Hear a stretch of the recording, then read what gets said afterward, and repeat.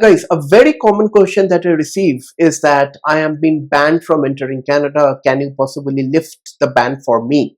Let's try to understand before you come for a consultation with what is realistically possible, so that if you at all decide to book a consultation regarding this topic, at least the expectations are set. And the consultations are not only with me, it is applicable to anybody, because the power is limited. If you talk about a lawyer or an immigration consultant, the powers are limited in this nature. So have your basics clear. I am Niladri Mukherjee. I'm a regulated Canadian immigration consultant and I practice in Mississauga, Ontario, Canada.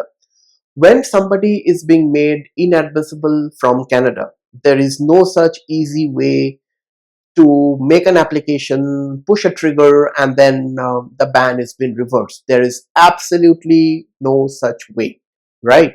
Once a decision is being made, a decision is being made for 99% of the cases.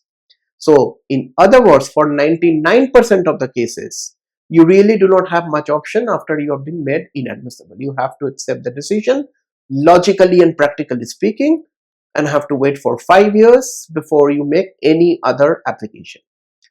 In small percentage of cases, and I would say in a very small percentage of cases, those 1% of the cases where the officers have made a mistake, okay, now you may think that the officer has made a mistake, but the officers have made a mistake is a very high standard of review, right? So not everybody is making mistake. The officers are, they're learned enough to be there in that position before they make a decision on this nature, and no junior level officer makes a decision on an inadmissibility.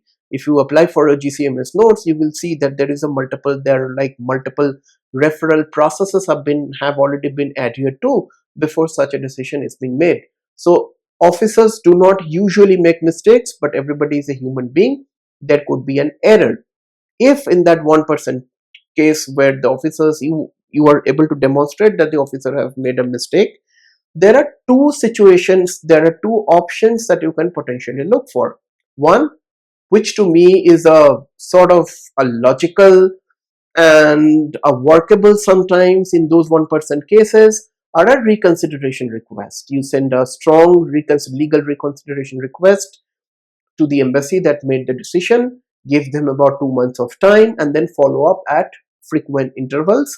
And either an acceptance or a rejection of that kind of a reconsideration request typically comes within a span of 4 to 5 months. So you have to give them at least 4 to 5 months for them to come back with a decision. That's an absolute normal time or minimum time that you are looking at if you do not want to go to that route. Okay, other option you can potentially explore. Now that option you can do it by yourself, or an immigration lawyer, an immigration consultant like myself will not be able to help you with that, is a judicial review. Okay, so judicial review is not an appeal. So that's many people mixed out of. Judicial review is not an appeal. As a foreign national, you do not have any appeal right. Okay, appeal right has been given to very small segment of people, and as a foreign national you do not have any appeal right. And judicial review is not an appeal. So judicial review in a simple term is that you are going to the Federal Court of Canada, requesting the Federal Court of Canada to appoint one more a different immigration of official to review your exact same application. So that different officer may pronounce the same decision, and for the most part you are not able to add any further documents, any new documents with your judicial review application. That's on the basis of it.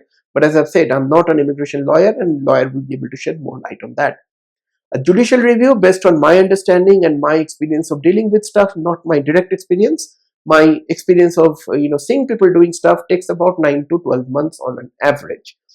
Again, obviously not all judicial reviews are successful. The success rate of judicial reviews are very limited, very less, because of this kind of a delicate nature of a situation.